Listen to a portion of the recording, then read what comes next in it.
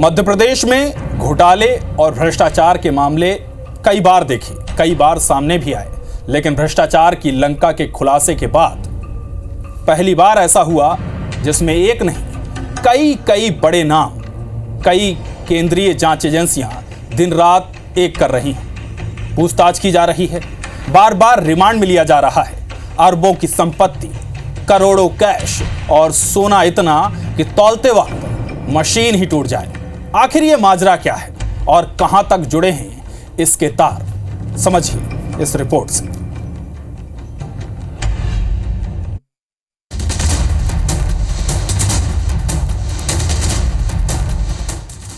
करोड़पति पूर्व आरक्षक, किसके छुपा रहा राज? करप्शन का काला सोना, ईडी ढूंढ रही कोना कोना। कौन, कब, कहां, कैसे, कई सवाल। क्यों हो रही देरी, हो रहा बवाल। सौरभ शर्मा, शरद जायसवाल और चेतन सिंह की रिमांड खत्म होने के बाद ईडी ने तीनों को आज कोर्ट में पेश किया। कोर्ट ने तीनों को 14 दिन के लिए जेल भेज दिया है।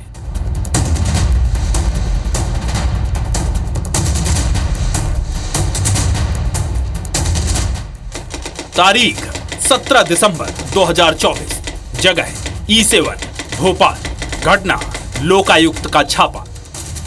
17 दिसंबर का वो दिन जिसके बाद से भोपाल में कुछ ऐसा बदला जिसने कई अधिकारियों और बड़े नामों की नींद उड़ा दी।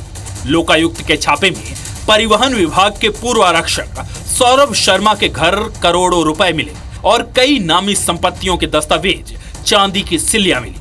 वहीं अगली ही सुबह टीम को एक कार में करीब 54 किलो सोना और करोड़ों रुपए कैश मिला और साथ ही मिली एक डायरी जिसने लोकायुक्त के साथ ईडी जैसी एजेंसियों को भी केस में इंटरेस्ट लेने का न्योता दिया। आरोपी चेतन सिंह गौर, शरद जायसवाल और खुद मुख्य आरोपी सौरभ शर्मा की तलाश हुई। लंबी मशक्कत के बाद वो एजेंसियों के हाथ लगे, लेकिन इतना लंबा वक्त बीत जाने के बाद भी ये साफ नहीं हो पाया कि सौरभ शर्मा खुद एक मास्टरमाइंड है या वो सिर्फ इस बड़े खेल का एक छोटा सा प्यादा।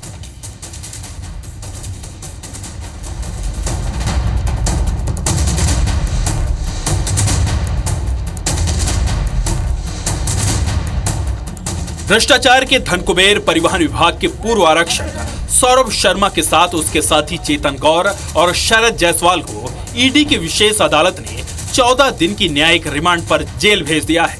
7 दिन तक तीनों ईडी की रिमांड पर थे। रिमांड खत्म होने के बाद तीनों को ईडी की टीम ने विशेष अदालत में पेश किया। इसके पहले तीनों लोकायुक्त की रिमांड पर थे। ईडी समेत तमाम जांच एजेंसियां सौरभ और उसके साथी आरोपियों से करोड़ों रुपए की संपत्ति को लेकर पूछताछ कर रही है। कोर्ट में सौरभ, चेतन और शरद के परिजन वकीलों के साथ पहले से ही मौजूद रहे। पूछताछ के दौरान सौरभ और शरद की दोस्ती के बारे में भी खुलासे हुए। कैसे दोस्त बने सौरभ और शरद? जबलपुर के रोहित तिवारी के जरिए दोनों की मुलाकात हुई।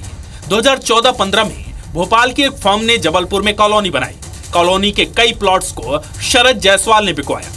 सौरभ के साले रोहित के संपर्क में आया शरद और भरोसा बना। शरद की मदद से सौरभ ने भोपाल, इंदौर में कई संपत्तियां खरीदी। खुद को आरटीओ अधिकारी बताता था सौरभ शर्मा। सौरभ के E7/78 बंगले का शरद ने किया था मॉडिफिकेशन। धीरे धीरे सौरभ ने शरद को बनाया अपना पार्टनर। अविरल बिल्डिंग कंस्ट्रक्शन कंपनी में चेतन शरद को बनाया हिस्सेदार। अभी भी कई ऐसे राज हैं जो एजेंसियां अब तक उगलवा नहीं पाई हैं। वक्त निकलता जा रहा है और हाथ में कुछ भी नहीं है। ऐसे में कई सवाल उठ रहे हैं कि कहीं इस देरी का कोई फायदा तो नहीं उठा रहा। क्या सौरभ के अकाउंट तक पहुंच पाएगी केंद्रीय एजेंसियां? Bureau report, IBC 24।